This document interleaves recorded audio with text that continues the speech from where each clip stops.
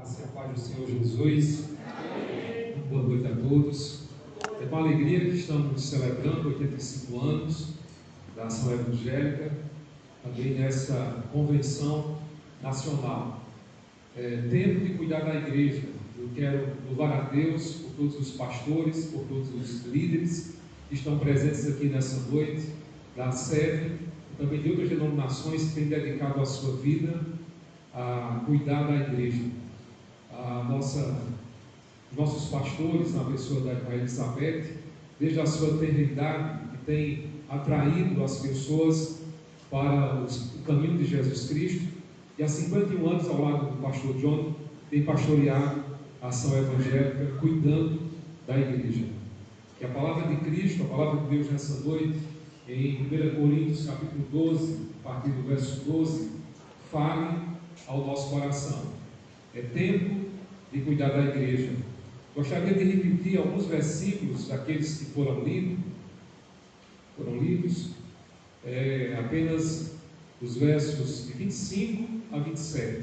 1 Coríntios 12, 25 ao 27. Enquanto já ouvimos essa leitura anteriormente, enquanto fizermos essa leitura novamente, gostaria que você lembrasse de 3 palavras: pertencer, envolver e amar. Pertencer, envolver e amar. Que essas palavras fiquem gravadas na sua mente e no seu coração. Diz assim a palavra de Deus: para que não haja divisão no corpo, mas antes tenham os membros igual cuidado uns dos outros, de maneira que se um membro padecer, todos os membros padecem com ele. E se um membro é honrado, todos os membros se regozijam com ele. Ora, vós sois o corpo de Cristo e seus membros em particular. Amém? Você poderia repetir comigo na versão que você tem aí, versículo 27. Ora, vós sois o corpo de Cristo e seus membros em particular. Queridos irmãos, o apóstolo Paulo, ao escrever essa carta, ele estava escrevendo para uma igreja que estava dividida em vários partidos. Parece que estava esfacelada, membros esquartejados, problemas seríssimos de relacionamentos que também estavam acabando prejudicando o culto ao Senhor também. Então ali havia muitos problemas de relacionamento entre os irmãos, na família, litígio entre os irmãos, problemas de imoralidade sexual, problemas de ordem, até da teologia básica da fé cristã com relação à ressurreição. Havia pessoas que não estavam crendo, ou estavam duvidando da ressurreição de Jesus Cristo. Mas eu acho interessante quando Paulo endereça essa carta, ele fala aos Coríntios, a igreja que está em Corinto. Então Paulo fala a uma igreja que tinha endereço, que tinha uma geografia. Quando ele está endereçando essa carta, ele diz que aquela igreja tem uma geografia, tem um endereço, mas não só ela é igreja porque tem geografia e endereço. Ele diz que essa igreja, mesmo passando por aquelas situações todas, é a igreja de Deus. É a igreja de Deus que está em Corinto. Mas ele não apenas diz que aquela igreja é a de Corinto, que é a igreja de Deus. Ele fala também que os outros irmãos que estão em muitos outros lugares são a igreja de Deus. E aquela igreja foi enriquecida por Deus, por Cristo, e aquilo que eles estavam vivendo não era um consenso do Evangelho de Jesus Cristo. Nesse sentido, Paulo vai agora argumentar, vai falar, quem sabe através de uma carta que chegou até ele, ou através da Chloe, uma dos membros lá daquela igreja, que chegou a dizer a Paulo o que estava acontecendo naquela igreja. Então Paulo, a igreja do Senhor tem endereço físico, mas não só endereço físico. A igreja do Senhor, ela é uma igreja metafísica além da reunião que está presente aqui nessa noite, mas todos aqueles que são chamados pelo nome do Senhor Jesus Cristo. Então seja a igreja que começou na década de 30 em Southampton, na Inglaterra, que veio para Flores do Pernambuco, que entrou em Princesa Isabel, que chegou na Rua do Mosquito, em Patos, e depois foi para a Rua do Prado. A igreja que chegou aqui, eu acho que numa rua chamada Liberdade, em Campina Grande, depois veio para a Rua do Fogo até chegar na Igreja do Canal. A igreja que está lá em Mangabeira, em João Pessoa, como também a igreja que está lá em Umburana, no município de Manaíra. A igreja que está lá no Sítio Glória. A igreja do Senhor tem um endereço geográfico e físico, mas é a igreja do Senhor em todo lugar. Nós somos a igreja do Senhor e do Salvador, Jesus Cristo. Alguns teólogos que visitam esta cidade anualmente, mais ou menos em 2002, eles descobriram ou formaram um termo chamado desigrejados. Essa palavra desigrejados denomina, no censo de 2003, 0,7% da população brasileira que dizia crer em Jesus Cristo, mas não pertencia a nenhuma igreja. Em 2009, esse número sobe para 2,9%, vai para 4 milhões de pessoas no Brasil que dizem crer em Jesus Cristo, mas que não pertencem a nenhuma igreja local, nenhuma igreja física, nenhuma igreja geográfica. Agora, a especulação, a expectativa para o censo de 2022 é que esse número, infelizmente, pode ter duplicado, triplicado.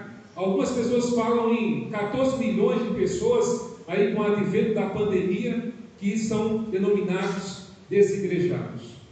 E, queridos irmãos, quando olhamos para esse texto, e vai falar de Cristo, Paulo vai chamar a atenção da igreja para que a igreja volte, ou tenha como Cristo como Senhor e cabeça. Porque um lugar, seja físico, ou em qualquer lugar que a igreja esteja reunida, onde Cristo não é a cabeça, ou cabeça, ele não é absolutamente nada. Cristo é o cabeça da igreja. E a igreja pertence a Cristo, não importa a área, o lugar geográfico que ela está. Aqueles que foram chamados, nasceram de novo, que se arrependeram dos seus pecados, foram comprados pelo sangue de Jesus, são chamados a igreja de Cristo. E as 3 palavras você vai aprender: pertencer, envolver e amar. Você pode repetir comigo? Pertencer, envolver e amar. Quando a gente olha para esse texto, 1 Coríntios capítulo 12, uma metáfora que era usada tão comumente no Império Romano, para que as corporações militares funcionassem bem, Paulo vai dizer que o corpo de Cristo não funciona bem porque a harmonia humana ou precisa funcionar entre as pessoas, mas porque Cristo é o cabeça desse corpo. Então essa metáfora que Paulo traz para a igreja de Corinto não trata só de nós sermos membros do corpo de Cristo, mas fala do próprio Cristo como sendo o Senhor da igreja, para que os relacionamentos fossem restaurados, para que a santidade fosse vivenciada por aquela igreja, para que eles crescem naquilo que nós cantamos hoje, que Jesus ressuscitou e vai voltar. Era necessário que a igreja se submetesse completamente ao senhorio de Jesus Cristo.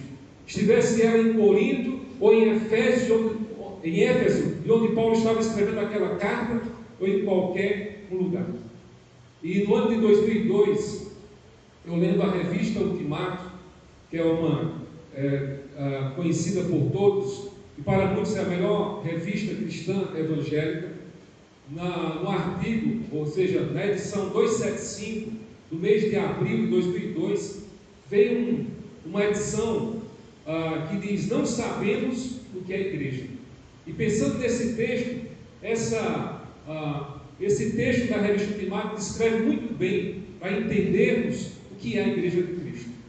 Igreja não é templo, não é sinagoga, não é mesquita, não é o santuário onde os fiéis se reúnem para cultuar a Deus. Igreja é gente e não lugar. É a assembleia de pecadores perdoados, de incrédulos que se tornam crentes, de pessoas espiritualmente mortas que são espiritualmente ressuscitadas, de apáticos que passam a ter sede do Deus vivo, de soberbos que fazem humildes e desgarrados que voltam a Cristo. Quando eu olho para o texto de Coríntios e olho para essa descrição da igreja, eu penso em José Paulino, aquele homem que foi convertido na cadeia, na prisão de Princesa Isabel, e que se tornou nosso evangelista. Eu penso num jovem, no início da década de 30, nas comunidades rurais da Inglaterra, viajando um dia, 2 dias, 15 dias, 30 dias de bicicleta por várias cidades para pregar o Evangelho de Cristo.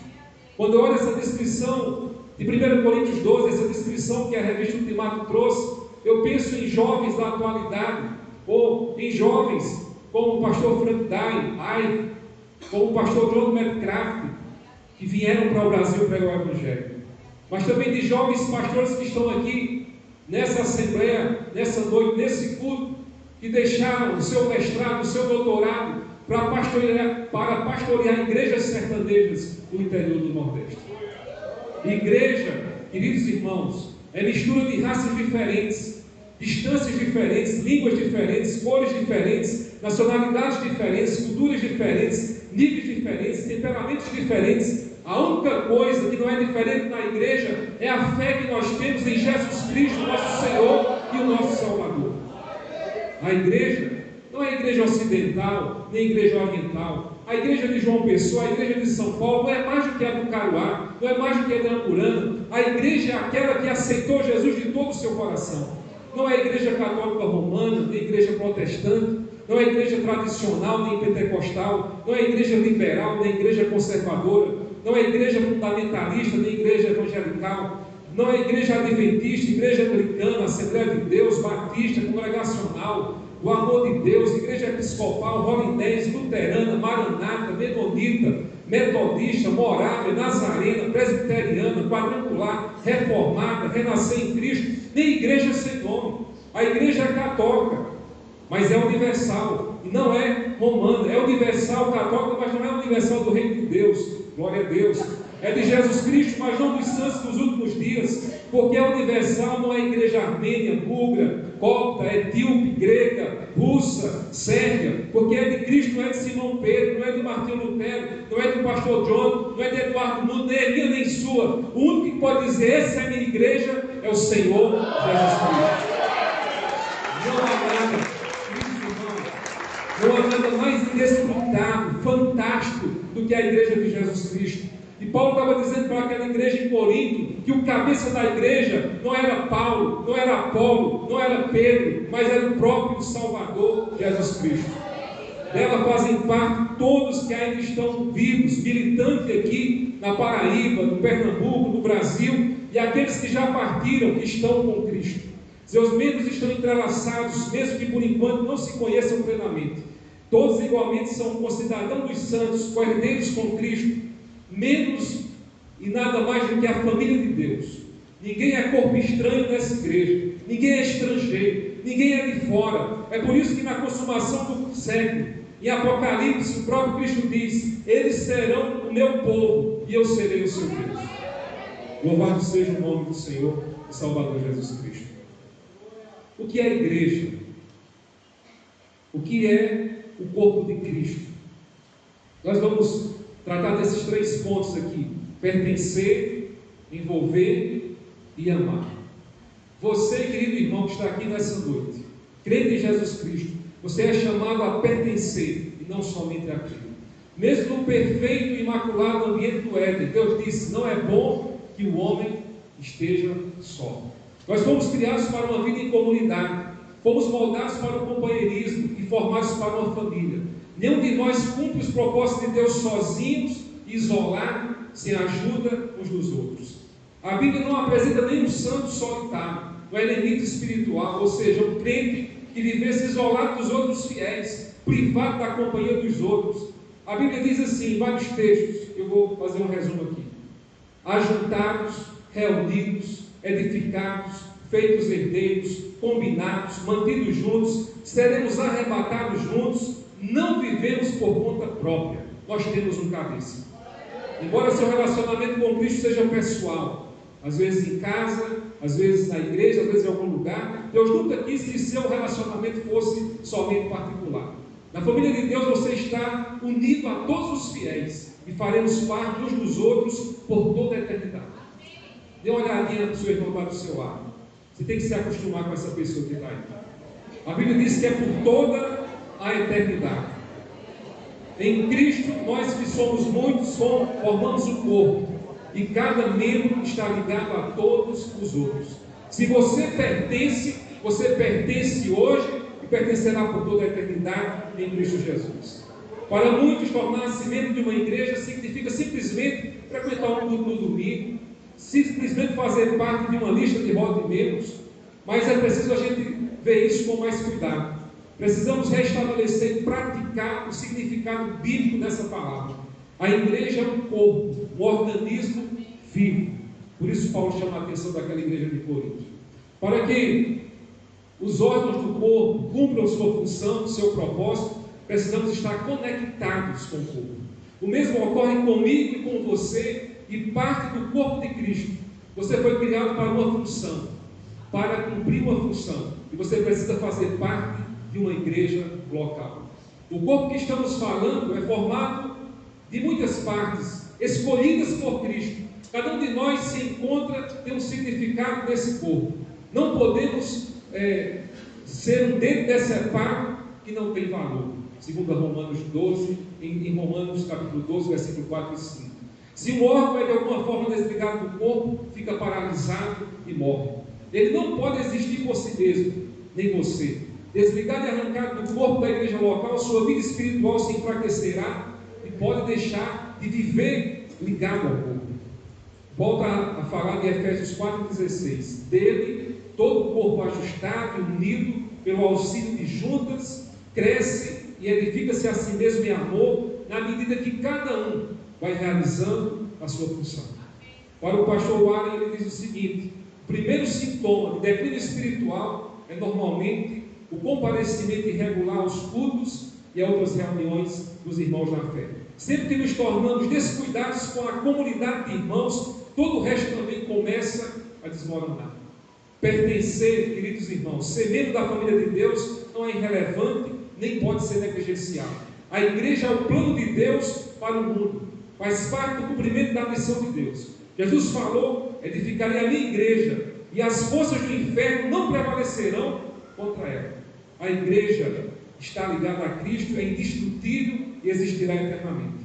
Ela sobreviverá todas as tempestades intempéries que tenham acontecido. Na Bíblia, a igreja que nós fazemos parte é chamada de a noiva de Cristo, o corpo de Cristo. E Jesus falou: como imaginar alguém, quero dizer, como imaginar alguém que diz assim: eu amo a Jesus, eu te amo, Jesus, mas eu não gosto da tua noiva? Como pensar que alguém diz: eu aceito Jesus, mas não aceito a sua noiva? Obrigado. Não aceito participar do seu corpo. Se pretendemos ser como Jesus, temos de amar a igreja e como Jesus amou e ensinou. Assim como Cristo amou a igreja e entregou-se por ela, Ele chama vocês, nós, pastores da sede, a amar a igreja e dar a vida por ela. Mas não somente aos líderes, a todos que se fazem presentes aqui nesse lugar. Então nós fomos chamados a pertencer. Diga comigo: pertencer. Vamos para o segundo ponto agora: envolver. Capítulo 12, versículo 25. Dê mais uma olhadinha comigo aí, verso 25. Para que não haja divisão no corpo, mas antes tenham os membros igual cuidado uns dos outros. Deus deseja que experimentemos uma vida em comum. A Bíblia chama de comunhão. Você pode pensar em pertencer como identidade, e envolver como comunhão, mas também como missão de vida que Cristo nos dá. Comunhão, queridos irmãos, é mais que uma conversa casual, ou mais do que uma atividade de comer juntos, lanchar juntos e uma diversão. É mais do que somente estar junto nos cultos. Significa experimentar a vida juntos. Inclui amar de modo altruísta, compartilhar com transparência, servir nas necessidades práticas, autossacrifício, consolar solidariamente e todas as outras expressões que no Novo Testamento é chamado uns aos outros. O corpo de Cristo, assim como o corpo humano, é um conjunto de células pequenas. Queridos irmãos, a vida do corpo de Cristo, tal qual o nosso corpo, está contida no interior das células. Por essa razão, todo cristão deve fazer parte de um grupo pequeno na sua igreja, de um grupo de comunhão nas casas, de uma classe de escola bíblica dominical, de uma classe de estudo bíblico. É nesses encontros que ocorre verdadeiramente comunhão. Não em grandes reuniões, não em grandes eventos, que são eventos e passam, não que tenham grande importância, mas às vezes tem pessoas dando a vida por grandes ou pequenos, médios, grandes congressos, e não pela vida prática da igreja. Precisamos ter essa comunhão. Eu quero apontar aqui rapidamente algumas características dessa verdadeira comunhão. Primeiro, a autenticidade. A comunhão autêntica, ela não pode ser superficial, não pode ser através de conversas banais.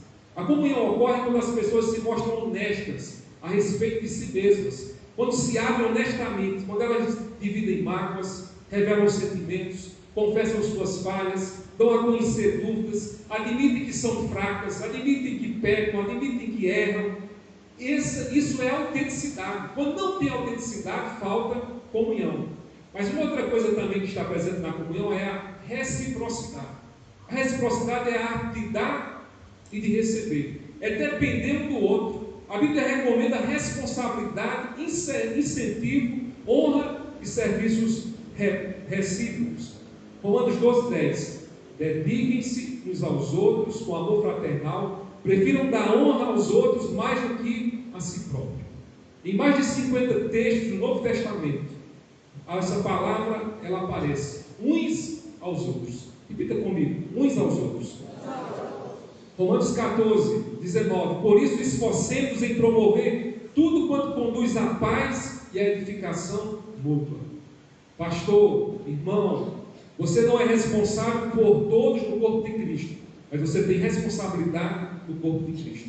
Deus espera que você faça tudo que puder ajudar a sua igreja, a igreja de Cristo.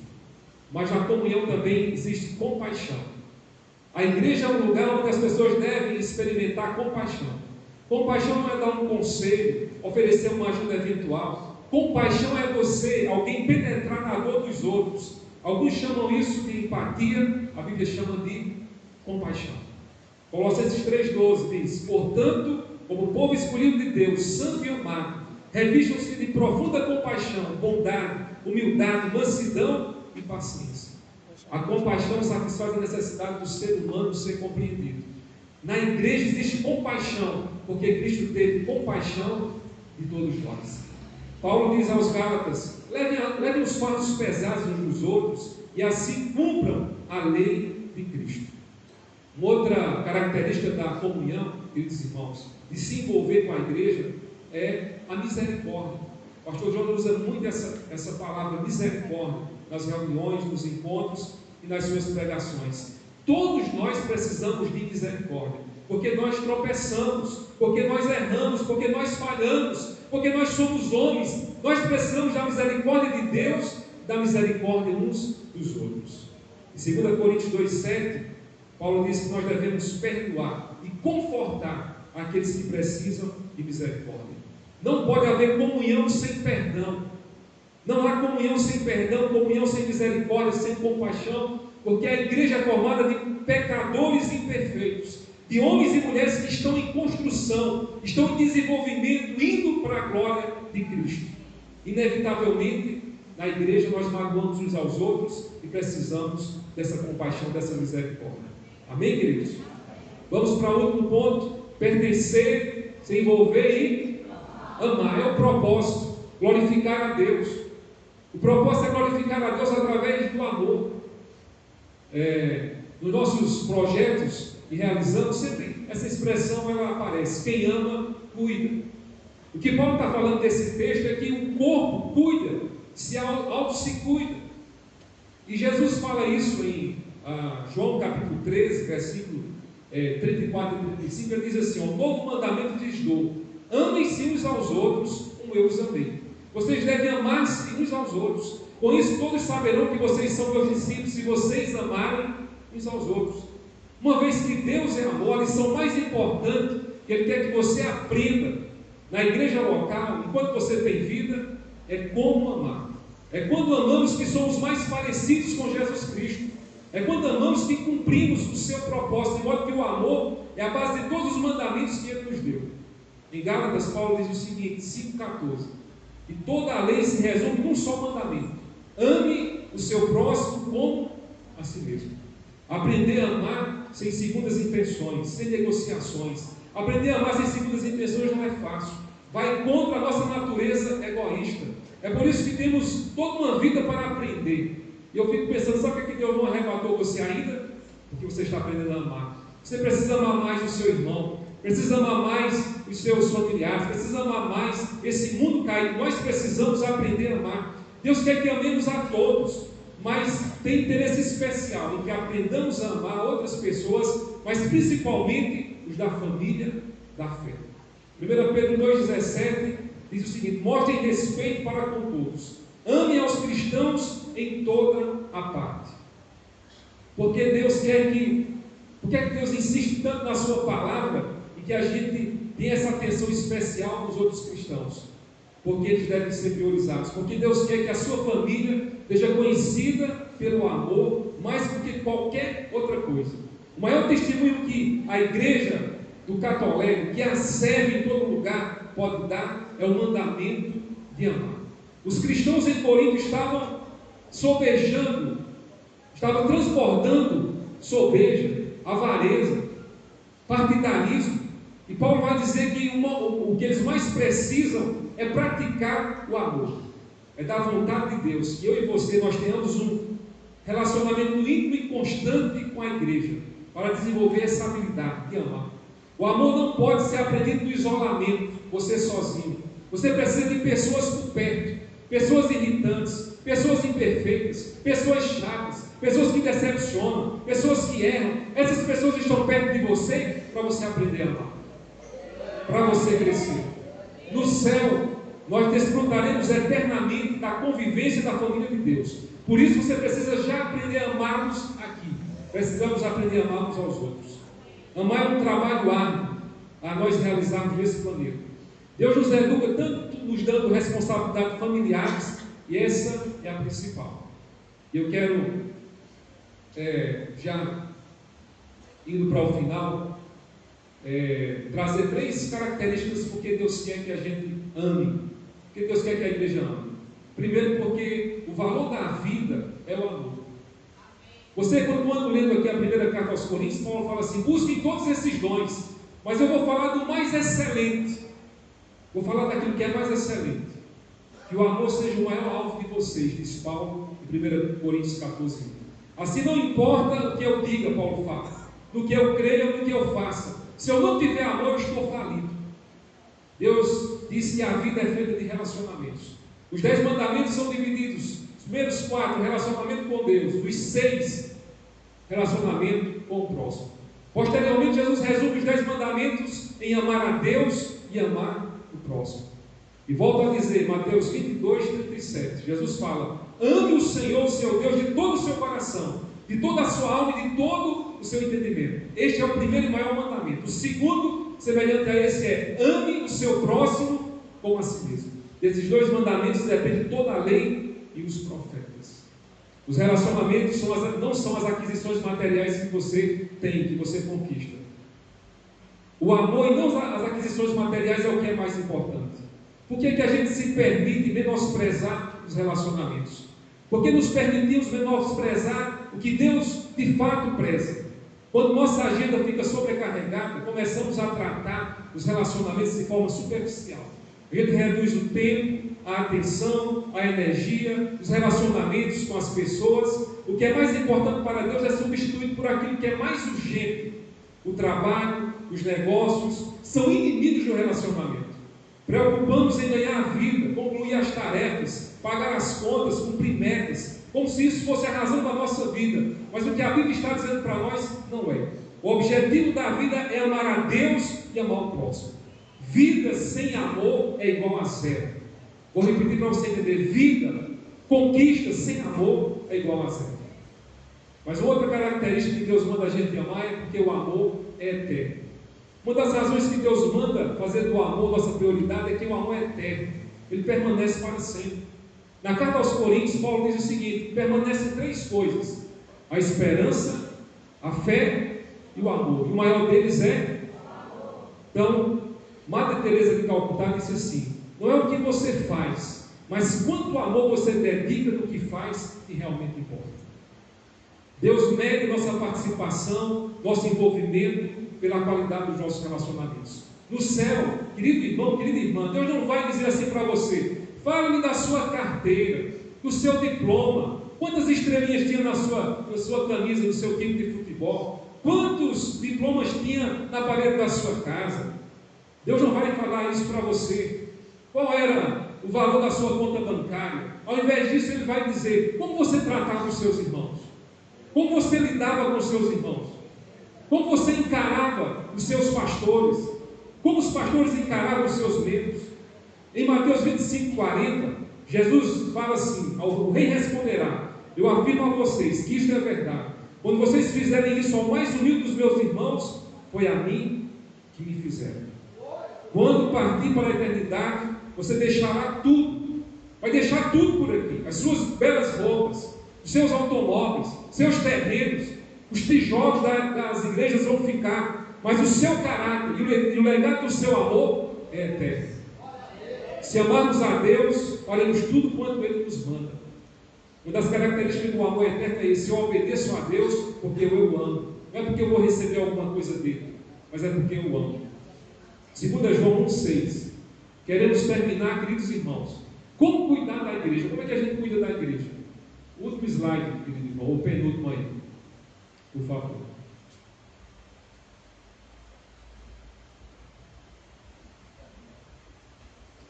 Você pode ler comigo? A gente não vai ler o texto, mas se você conseguir ler. Cumprimentem uns aos outros. Animem, perdoem, dediquem-se com amor. Edifiquem-se, aconselhem-se, sirvam próximo.